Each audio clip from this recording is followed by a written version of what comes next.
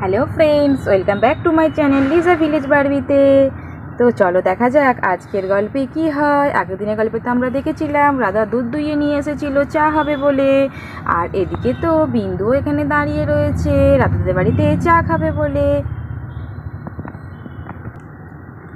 চলো এবারে আমি তাড়াতাড়ি করে চাটা বানিয়ে, অনেকক্ষণ হলো গরুর দুধটা দুইয়ে নিয়ে এসেছি, আবার এক্ষুনি না চা করে ফেলতে পারলে দুধটা আবার কেটে যেতে পারে। যাই আগে তাড়াতাড়ি গিয়ে প্রিয়ার বাবাকে ডেকে দিই, তারপরে না হয় এসে চা বানাবো ক্ষণ। কই কই গো প্রিয়ার বাবা, তাড়াতাড়ি ঘুম থেকে উঠে পড়ো, আমি কিন্তু চা বানাতে শুরু করে দিয়েছি। চা ঠান্ডা হয়ে গেলে কিন্তু আমায় আর বলবে না তুমি, আমি কিন্তু আর চা গরম করে দিতে পারবো না। যদি গরম গরম চা খেতে চাও তো তাড়াতাড়ি ঘুম থেকে উঠে পড়ো, আমি যাচ্ছি, আমি রান্নাঘরে গিয়ে চাটা বানাই তাড়াতাড়ি। এই বলে তো রাধা রান্নাঘরের দিকে চলে গেল চা বানানোর জন্য।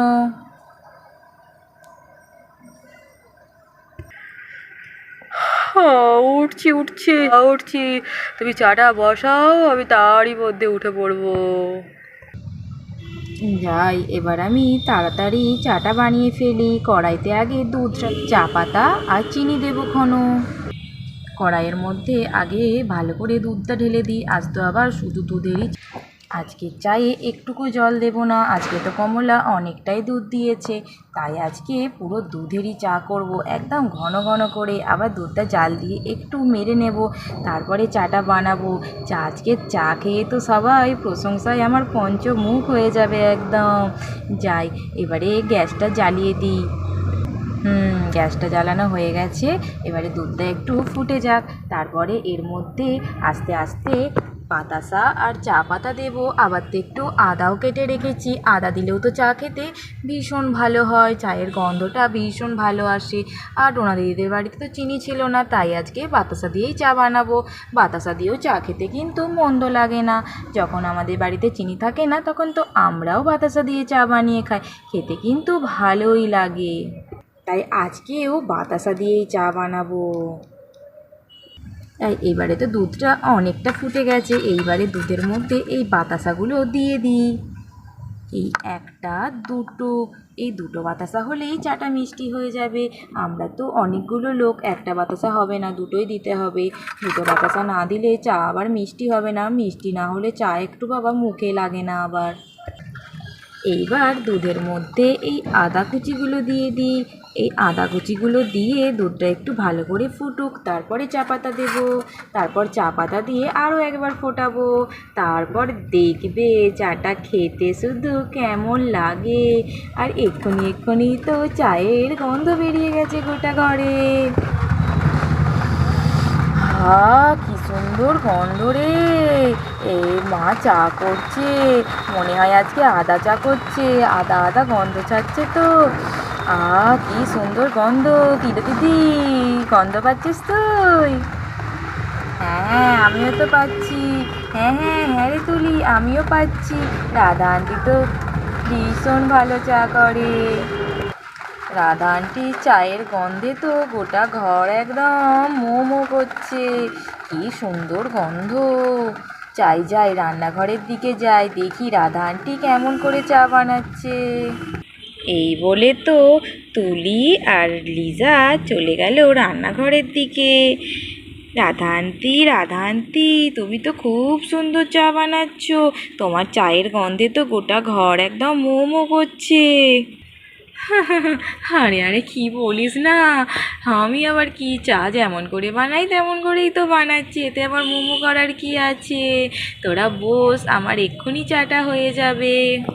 এইবার চা পাতাটা দিয়ে দিই এই দুধটার মধ্যে, তারপরে ফুটে গেলেই নামিয়ে দেব, হয়ে যাবে আমাদের সুন্দর সুন্দর চা। আর এখানে তো প্রিয়ার বাবাও গন্ধ পাচ্ছে চায়ের। বাবা কি সুন্দর চায়ের গন্ধ! এই সকাল সকাল রাধার হাতের চায়ের গন্ধে মনটা পুরো ভরে গেল। কি সুন্দর গন্ধ!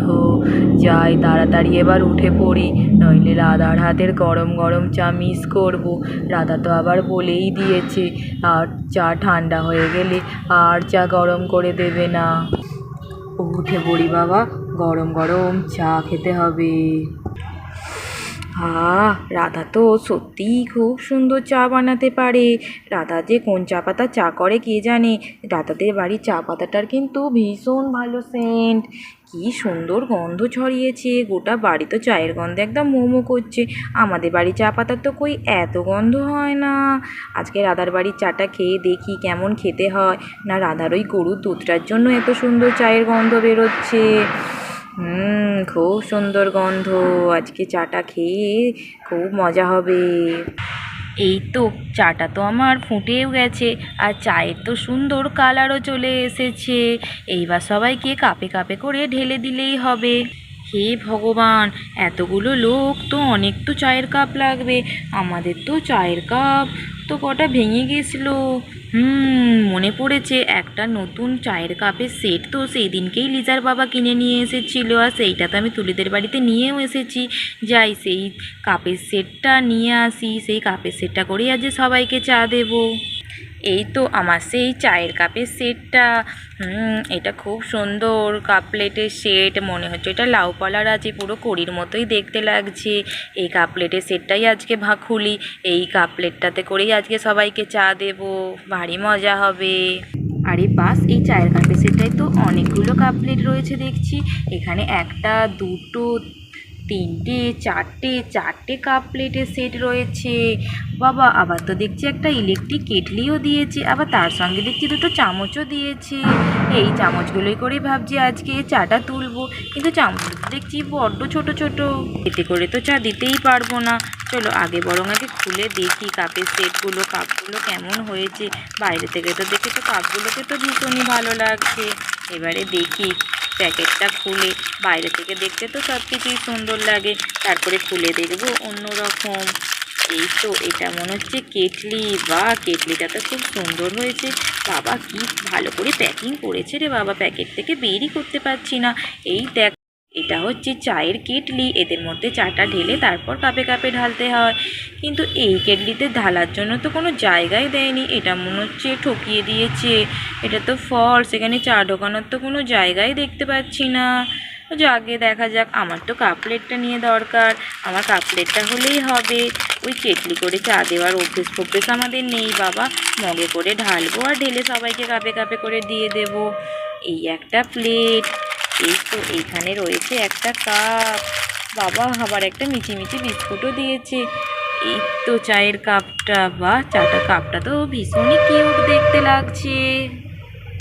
এই তো আমার চারটে কাপ প্লেট এখানে বের করা হয়ে গেছে, আর দেখছি তো এখানে একটা চামচও দিয়েছে। তো দেখা যাক চামচটাই করে কি করা যায়। চামচটা তো দেখছি বড্ড ছোট, এটা তো মনে হচ্ছে কোনো কাজেই লাগবে না।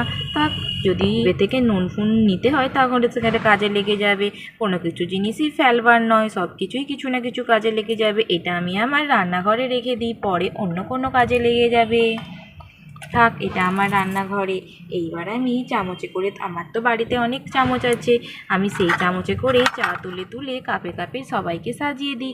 অনেকক্ষণ হয়ে গেছে, লিজার বাবা মনে হচ্ছে এক্ষুনি ঘুম থেকে উঠে পড়বে। এই চামচে করে চাটা তুলি, আর তুলে এই কাপগুলোতে আস্তে আস্তে ঢেলে দিই।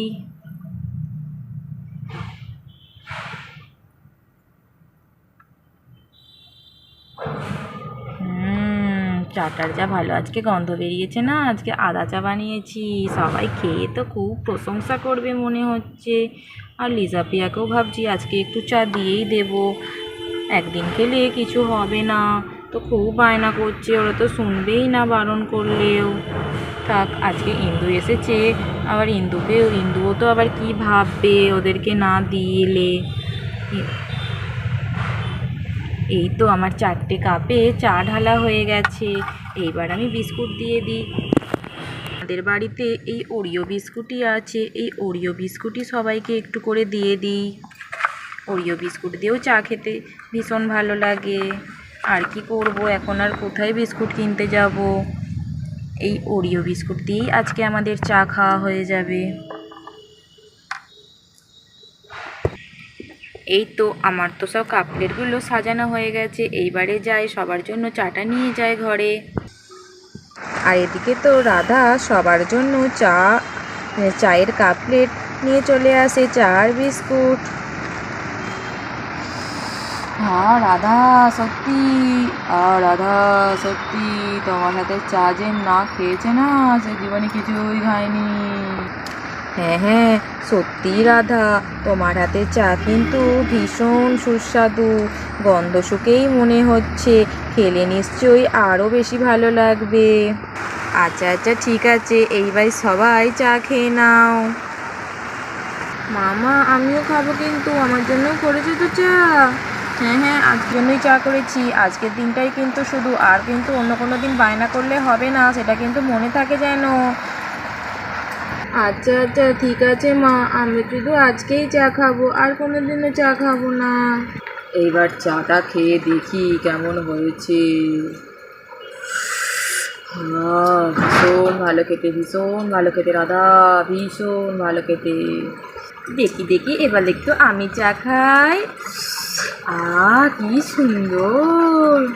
এবার এবার আমি খাই, আমি খাই, এই বিস্কুটটা চায়ে ডুবিয়ে ডুবিয়ে খাই, এই বিস্কুটটা চায়ে ডুবিয়ে খেতে তো ভীষণ ভালো লাগবে। এই বিস্কুটটা পাশে চায়ের মধ্যে ডুবাই আর তারপরে আমি খাই।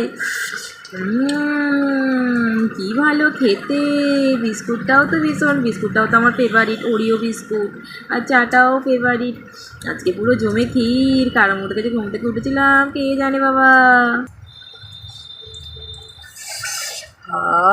সত্যি সত্যি রাধা, তোমার হাতে চায়ের কিন্তু কোনো তুলনা নেই, খুব ভালো খেতে হয়েছে চাটা। এইবার আমি এইবার আমি আসি রাধা, চা তো খাওয়া হলো, আবার অন্য কোনো দিন আসবো ক্ষণ তোমার হাতে চা খাবার জন্য। আচ্ছা আচ্ছা ঠিক আছে ইন্দু, আবার এসো, তোমার যখন ইচ্ছে হবে তুমি তখনই এসো। আমরা এখন কদিন তো এখানেই থাকবো, তুমি এখানেই চলে এসো যখন খুশি। আচ্ছা আচ্ছা ঠিক আছে রাধা, তাহলে এবার আমি আসি। হ্যাঁ তোমরাও আমাদের বাড়ি যেও ঘুরতে। এখন আমি বাড়ি চলে যাই, বাড়িতে আমার অনেক কাজ রয়েছে। তাহলে বন্ধুরা আজকের গল্পটা এখানেই শেষ করছি। তোমাদের এই ভিডিওটি কেমন লাগলো? তোমাদের যদি এই ভিডিওটি ভালো লেগে থাকে তাহলে অবশ্যই ভিডিওটিতে লাইক কমেন্ট ও শেয়ার করো, আর নতুন নতুন ভিডিও পেতে অবশ্যই চ্যানেলটিকে সাবস্ক্রাইব করে দিও প্লিজ।